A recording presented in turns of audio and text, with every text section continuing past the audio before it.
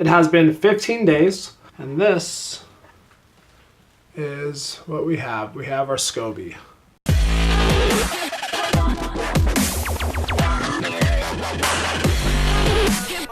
These are the items you're going to need to make your SCOBY. The first thing you're going to need, black tea. Make sure you get non-decaffeinated black tea. That SCOBY feeds off of the caffeine and also the sugar. Quick side note, make sure when you go buy your black tea that you're not buying a black tea that's laced with some kind of scent or flavor. This one was laced with some kind of citrusy flavor, made from a blend of black tea, citrusy, bergamot. I don't know what bergamot is. Someone Google it and tell me in the comments. I read that the oils may affect your SCOBY growing. I have never tried it, so I don't know. But you're putting a lot of time into growing your SCOBY, so maybe, you know what? Maybe we'll try it today with this. You know what? That's a good idea. We'll try that. Now, this is just a preference, but I prefer to get USDA organic and that it doesn't use genetically modified organisms. Now, why both? Because it just doesn't make sense to me to have it non-GMO, but then they use pesticides and vice versa, make sure it's organic, but they use genetically modified organisms. That doesn't make sense to me, so I go all out on making sure that they are both. That is the same with my sugar. Your SCOBY feed off the caffeine and the sugar, so I just want to make sure that we're filling them up right. This one actually is not vegan or plant-based. They use bone char, I'm assuming, to filter this one. It doesn't say, so. But yeah, so I'm not too fussy about that though.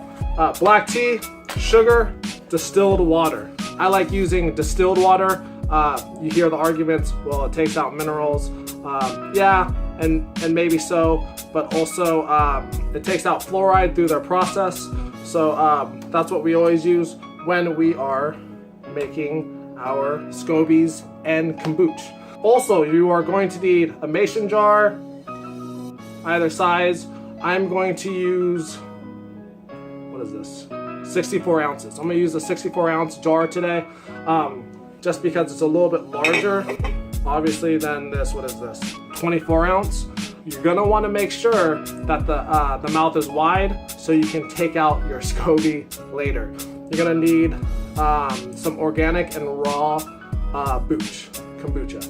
Now, do you see that right there? That little SCOBY and yeast. That's what you're trying to get. So when I say the SCOBY looks like that jellyfish thing. Sometimes you'll see yeast strands. I don't know if you can see that. Sometimes you can see yeast strands hanging from it. We'll give you a better example with the boots that we already have. All good. It's all healthy. So don't worry about that. So when you go into the store, check out the bottom. Now they're all going to have that. Some may have different amounts. I flip through them and just check out which one has the most. All right, so the first thing we're going to do is crack our tea open and make some sweet tea.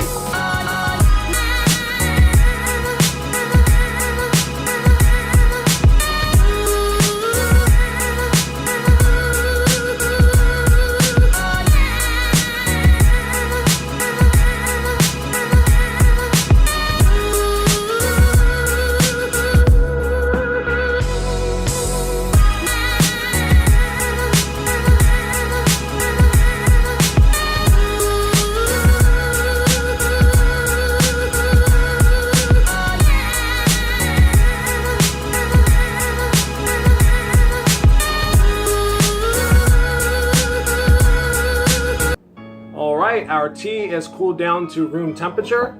So now all we have to do is add our organic and raw kombucha into our sweet tea.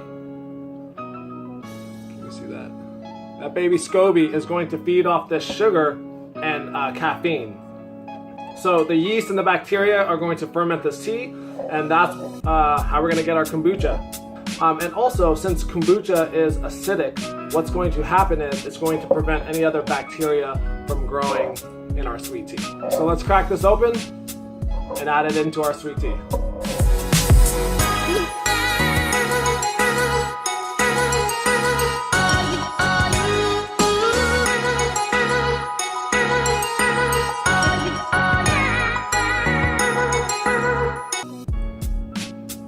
what we're going to do is you can use a paper towel or just a regular towel. And what you're going to do is you're going to cover your tea with something breathable. You do not want to put a lid that seals it completely off. You want this to be able to breathe. So when your yeast and bacteria is fermenting that sugar and caffeine, it's able to breathe and that CO2 is able to escape.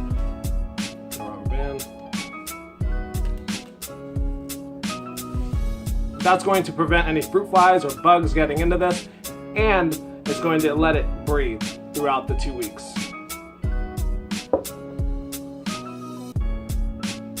It has been just over 2 weeks. It has been 15 days. And I just took this out of the cupboard. And this is what we have. We have our SCOBY. And this is the final product. This is our SCOBY.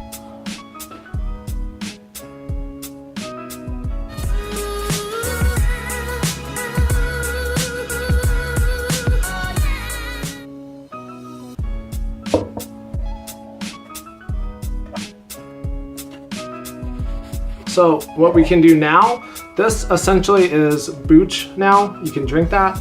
However, what we're gonna do, we're gonna use this as our starter. So in the beginning, we had the bottle of kombucha, and we're gonna make another batch of sweet tea, pour it in here, and then that starts the process all over again. And that's how you make your SCOBY.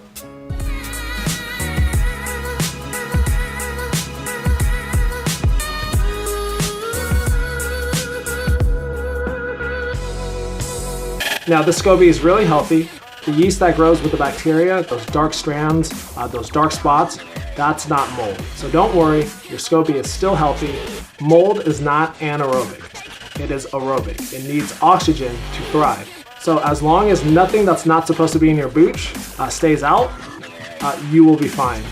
However, if your booch has mold growing on it that looks like everyday mold, that's bad. Make sure you throw away the entire batch.